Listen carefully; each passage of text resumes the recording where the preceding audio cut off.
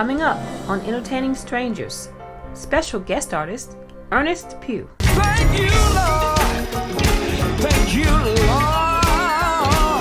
Thank you, Lord, for your grace. Sin dudas y temores, vengo a tu presencia.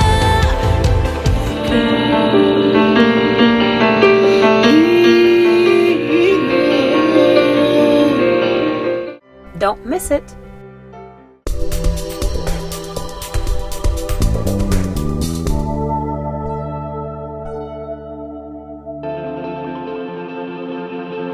Hambrientos por tu presencia, Cristo, Cristo, sedientos de tu gloria, Cristo, Cristo.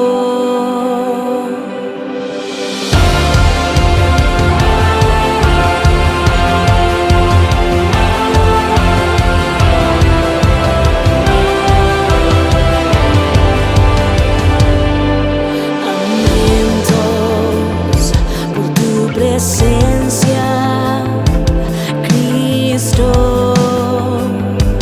Cristo, sedientos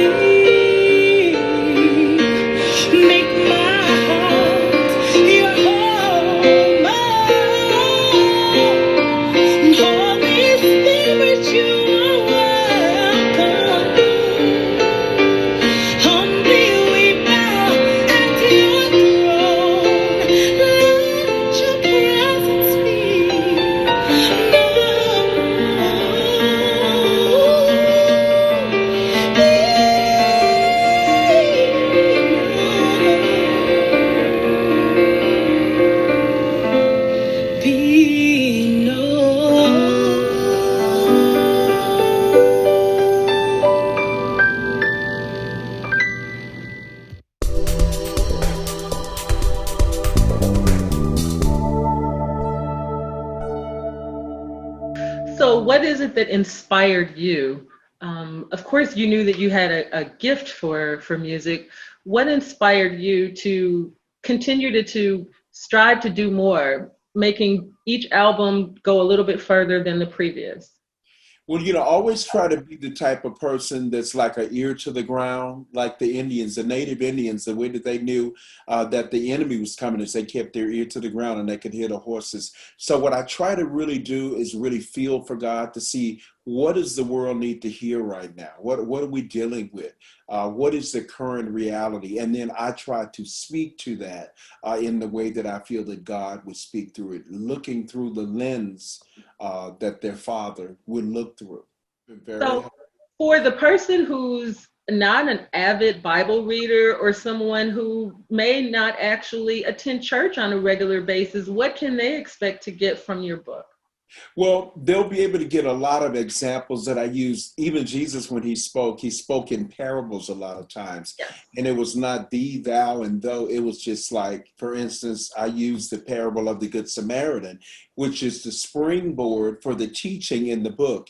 And in the teaching, the man, he leaves the house of God, or he leaves the place of worship, and he goes down to Jericho where he falls among thieves.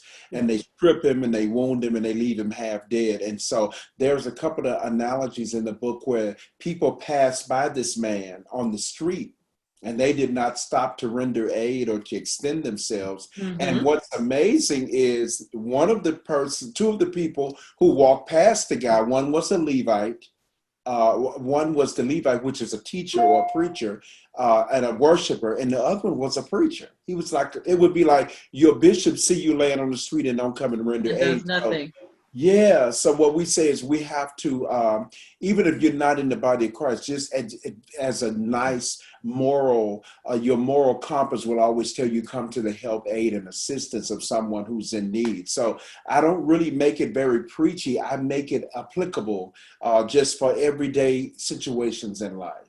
That's perfect. That's definitely perfect. And you mentioned the parable of the Good Samaritan. In today's times and everything that's going on today, we need to find ways to help each other, be a little kinder to each other. And we know when we turn on the television every day, we're not always seeing those examples. So this is something perfect for this day and time. Okay. Mm-hmm. But I know that they call you the gospel gentleman. Okay, where'd that name come from? I laugh every time I hear it. I'm from down south, of course, as you know. Mm-hmm. And so I guess they're always like, people don't realize I have a lot of sisters. And so I only had the one brother, that was in the home. And my mom always was like, you will always treat women with utmost respect. And so everybody was like, oh, he's such a gentleman. I was like, you have no idea how I was raised.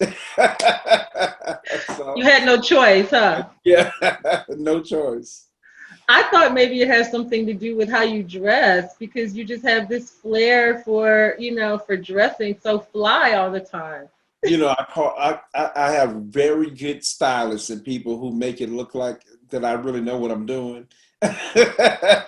All right. So I got a lot of help. That's all that is. Okay. It's good to have good help. This gives our different artists a chance to lend some motivational and encouraging words. Well, what I will say is, even in the midst of the pandemic, this is a season, if you would, where we've had to pause. Everything has slowed down. And so what I like to tell people to do, it's really like a global reset, more so than focusing on the negative aspects. But I think that it's a time for people to set goals, realistic goals, where you want to be once we get to post-COVID. And just set 3 things that you want to do, whether it's to go to school, you can do it online, physical fitness goals, and just some extra stream of revenue that you don't already have going. This is a perfect time to launch a business. Perfect time. Really dig deep inside of you for what that passion is that would help you make your impact on the world. Okay. What's on the horizon for you? What can we expect next from Ernest? Well, I've launched a cooking show and we are shopping it right now to network. Wow. I know, a little Southern cuisine. So we've already got on our YouTube page about 5 episodes. And so once we get up to about 10 episodes, hopefully by then we will have signed it. My book is coming out, my very first book, as we spoke of earlier, called Abiding in the Place of Worship, that will drop Thanksgiving week. We also launched a podcast called COVID Conversations, but it's for worship leaders. It talks about the persistence of praise in the midst of a pandemic. And so worship leaders and people who can't go, because we won't be able to do public gatherings for some time, but we want singers and artists and musicians and all creatives to be persistent with their praise and their adoration as unto God. Even though you're not going anywhere, still prepare it and still create it. Okay. All right. One last question. Where can we find the book? You mentioned that it's going to be released during Thanksgiving weekend, I think you said. So where can we find the book? It's going to be on all digital outlets, and Amazon.com. It's going to be definitely on ErnestPugh.com, my personal page.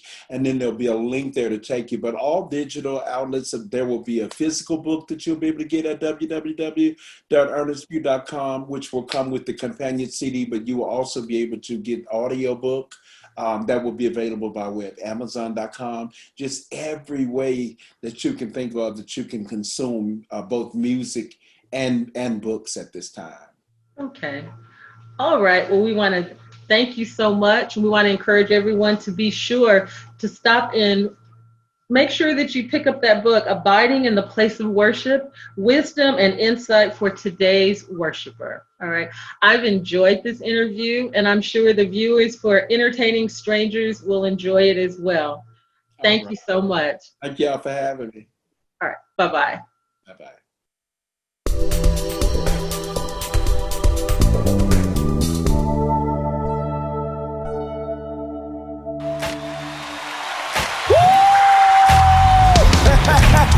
Now listen, I need just a few witnesses that can thank God sometime for what did not happen.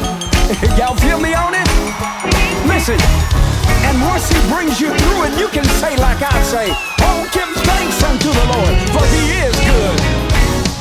Hey, thank you so much for your grace. Your favor brought me all the way, yeah. If it had not been for you, I don't know what I'd do. Thank you, Lord. Yes, thank you, Lord. Thank you, Lord. Thank you, Lord. Thank you, Lord. Thank you, Lord. Thank you, Lord, for your grace, yeah, yeah. For your favor, it brought me. If it had not been for your mercy and even your grace, all of my sins wouldn't be erased. No greater love than from above. So amazing, and I won't stop praising.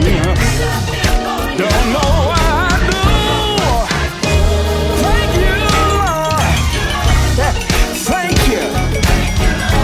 Gotta take time and say, even on this day, I'm gonna thank you, Lord. Hey, you've been mighty good. Hey, for your tap somebody and say grace, unmerited favor.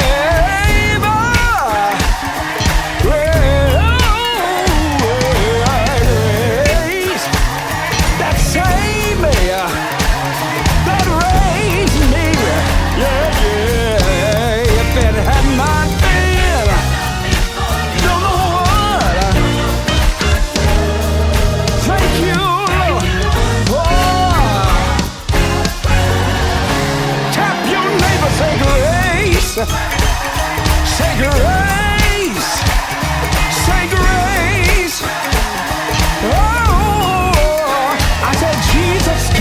me.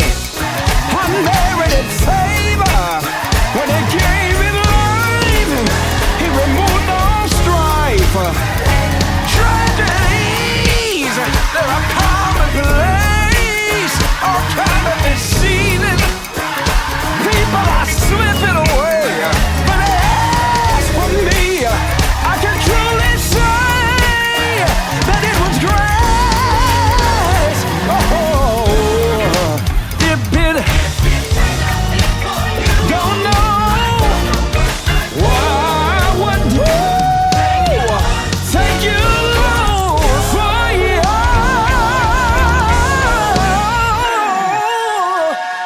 grace. Yeah.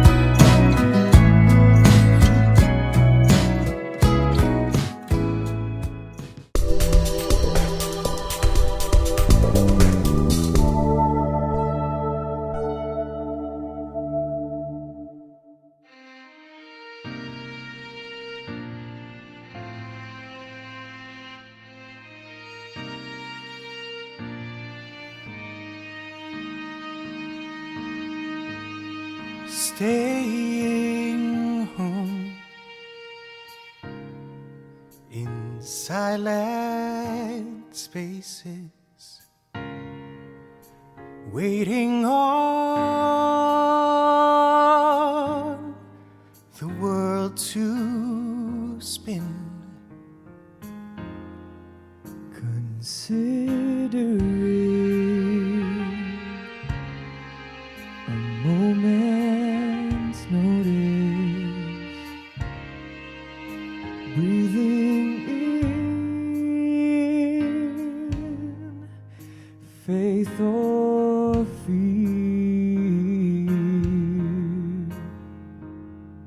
And all around the world we are God's children, and every heart is beating now as one. All around the world there is one question: will we be alright? Will we be alright? In my place, all I need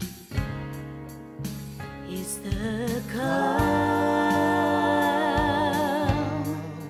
of your embrace. Whoa, whoa. All around the world we are God's children, and every heart is beating now as one. All around the world there is one question: will we be alright? Will we be alright? We are children of light, like the sun, like the stars. In the darkest moments we are beautiful. In this time, we will be alright. We will be alright.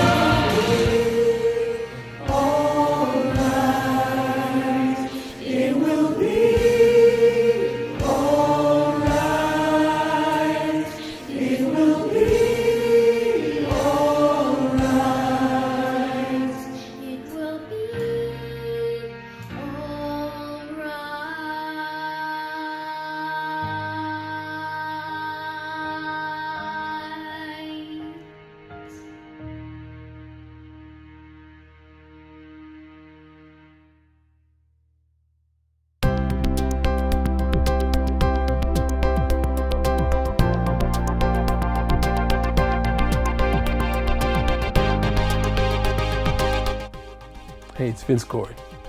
Question was asked, what am I most proud of? Well, I've had the privilege of being able to travel the world preaching the gospel. Been to India and Africa and United Emirates, to France, plenty of places. I'm excited about my passport, but I'm not most proud of that. I've been married for 23 years. I've known my wife for 37 years. She's an amazing woman, and honestly, I don't deserve her, and I probably should not still be married. But that's not what I'm most proud of. I've been in ministry for 22 years, senior pastor of the Catalyst, and I'm excited about that, but I'm not most proud of that. I'm an author. I have 2 books out, and plenty more on the way.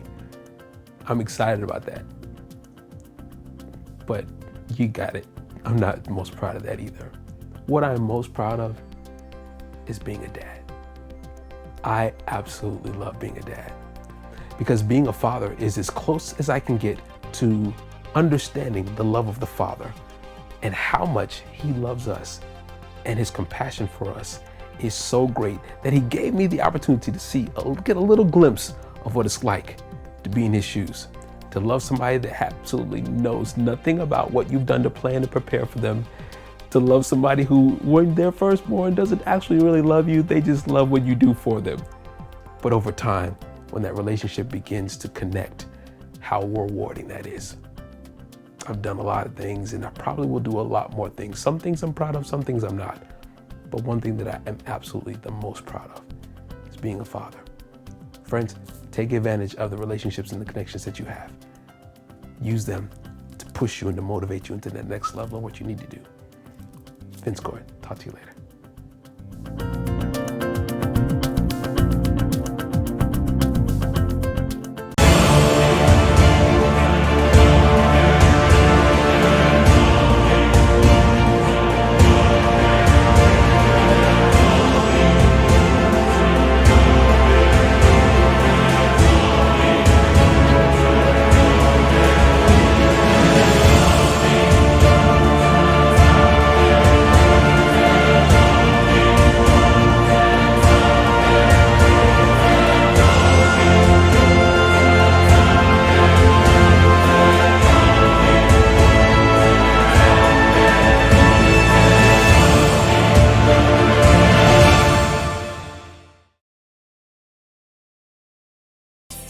Entertaining Strangers was brought to you by executive producer Lynette Brashear. We are actively seeking sponsors who want to pay it forward and encourage others to make their dreams happen. You may donate or sign up for sponsorship on the website. Again, it's entertainingstrangers.net. And remember, be careful when entertaining strangers. You just might be entertaining angels.